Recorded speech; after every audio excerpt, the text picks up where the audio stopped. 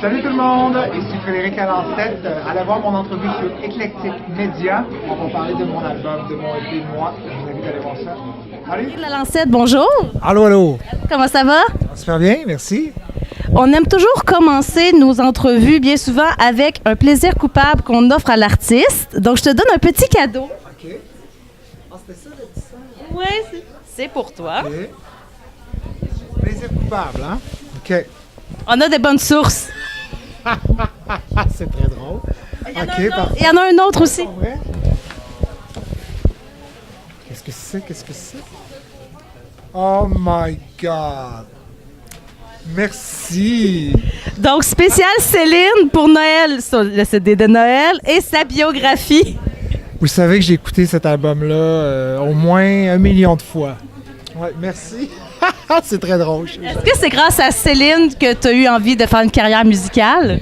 Sûrement un peu. Je dirais pas que c'est grâce à elle complètement, mais oui, elle fait partie de mes influences, en fait.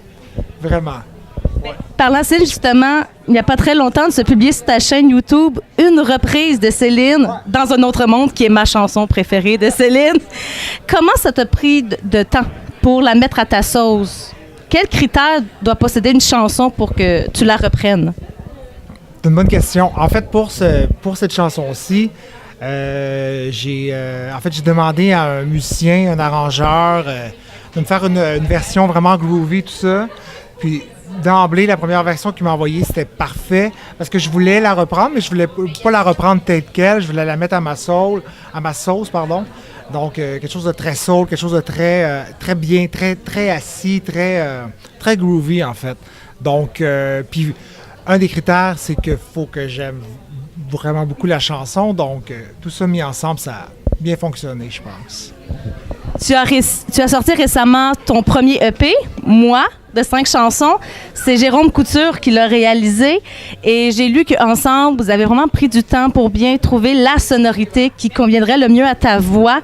Et vous vous êtes branché sur la pop accessible qui fait danser. Et pourquoi c'est ça, ton son à toi, qui te convient le mieux à ta voix? Bien, on a essayé vraiment plusieurs styles, justement. On est allé vraiment dans quelque chose de plus épuré, quelque chose de... Mais on trouvait que ça... comment je dirais ça? La mayonnaise pognait pas en bon français. Et dans tout ce qui est groovy, dans tout ce qui est funky, soul, tout ça, il y avait quelque chose là, il y avait un univers qui s'ouvrait à nous, puis on a vraiment plongé dedans. Puis ce qu'on a essayé de respecter, c'est que les 5 chansons du EP se tiennent bien ensemble, mais ont chacune leur unicité quand même, là. Ouais. Est-ce que tu as l'impression avec Moi que tu dévoiles toutes les parties de toi ou tu laisses la porte ouverte à d'autres sonorités dans le futur? J'adore cette question-là. Je laisse la porte ouverte à autre chose parce que c'est pas que ça. C'est sûr que je présente, je dirais, 5 facettes. On la divise en chansons. Mais non, il y a d'autres choses que j'aime, il y a d'autres choses qui me fait triper, il y a d'autres choses que je veux explorer aussi. Mais disons que c'est un premier... les premières présentations, si on veut, de ce que je suis. 5 facettes, 5 chansons, donc un EP. Et pourquoi tu as choisi de faire un EP plutôt qu'un album standard? Tu as toutes des très bonnes questions. En fait, l'album standard, oui, puis je ferme pas la porte à ça, c'est qu'avec la réalité du milieu, tout ça, ben, le EP est rendu un format quand même assez prisé, assez standard, qui convient bien au marché actuel parce qu'on sort beaucoup maintenant de single à single plutôt qu'un album complet, tout ça.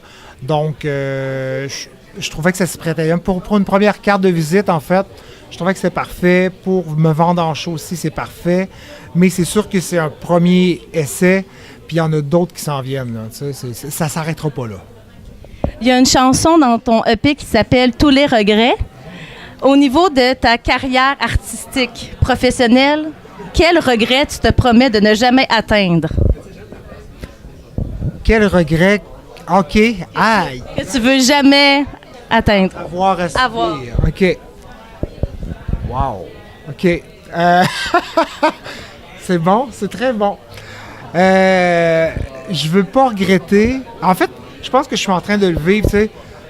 Je voulais pas regretter de ne pas avoir fait d'album. Je voulais pas regretter de ne pas avoir sorti de chansons, de ne pas avoir fait de show, de ne pas avoir ouvert la porte à l'univers des chansons originales parce que c'est ça que je veux présenter. Je veux présenter vraiment mon univers.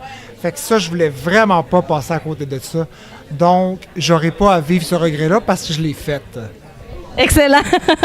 Yes! Très bonne réponse. Tu as aussi fait pendant plusieurs années une tournée en Asie. Ouais. Comment la culture de ce continent-là te marque encore aujourd'hui professionnellement? Ben, en fait, juste une rectification, j'ai fait 4 mois là-bas. Une tournée de 4 mois. En quoi la culture, c'est... La culture de ce continent-là te marque encore aujourd'hui? Bien, premièrement, on est tellement à l'autre bout du monde. Juste pour le décalage, ça marque. Mais c'est surtout aussi l'ouverture de ces gens-là. Je trouve que c'est vraiment un autre monde. Je prends par exemple la Malaisie où je suis allé pendant 2 mois, où les gens étaient super accueillants, super... c'est vraiment l'accueil de ces gens-là qui m'a marqué, la beauté du paysage, l'amalgame parfait entre l'urbanisme et les espaces verts, le fait que ça respire bien, que c'est des gens accueillants finalement, tu sais, que je dirais. Puis j'y retournerais n'importe quand. Vraiment. Et sur le plan créatif? Aïe, aïe! Mais en même temps, ça fait longtemps, tu sais, mais... Ça fait longtemps, mais ça m'a quand même marqué, justement, c'est ça, l'ouverture des gens. Tu sais, le fait d'être tellement éloigné, on est tellement dans un autre monde, tu sais. Mais, puis aussi là-bas, tu sais, au niveau créatif, je sais pas si ça m'a marqué dans le sens où ça m'a formé comme chanteur, tu sais, parce que je chantais 6 soirs semaine, tout ça. Donc, oui, ça l'a sûrement nourri indirectement tout ce que je suis aujourd'hui. En plus d'être chanteur, on te voit aussi dans plusieurs publicités. On a beaucoup un mythe sur la publicité qu'on dit que les gens font ça pour l'argent, que c'est pour se faire voir. Mais toi, en quoi créativement ça te forge comme artiste, la publicité? Moi, je trouve ça hyper stimulant. J'aime ça, être devant une caméra, puis avoir à répondre à une commande d'un réalisateur. Ça me stimule. J'aime ça, je me sens bien quand je le fais. Donc voilà, c'est aussi simple que ça. Puis oui, c'est sûr que au niveau lucratif, c'est intéressant.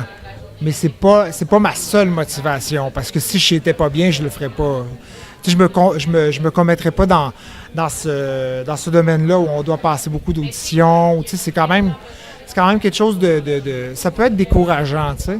Fait que non, je le fais vraiment par plaisir et parce que j'aime ça puis je me sens bien en le faisant. En terminant, c'était le gala de la disque dimanche dernier. On va pas dans la controverse de tout ce qui s'est passé. On y va très simple. Quelles sont tes découvertes? Non, malheureusement, non. Quelles sont tes découvertes musicales québécoises cette année?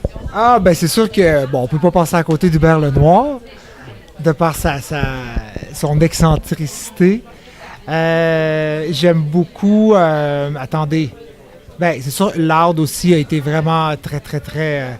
mais il y a quelqu'un qui était pas en nomination puis que j'aime beaucoup, s'appelle King Melrose, un chanteur qui fait déjà sa marque depuis quelques années, puis il tourne beaucoup à la radio, puis j'aime beaucoup, je me suis inspiré beaucoup de lui dans mon album aussi indirectement, de par son groove, son soul, tout ça.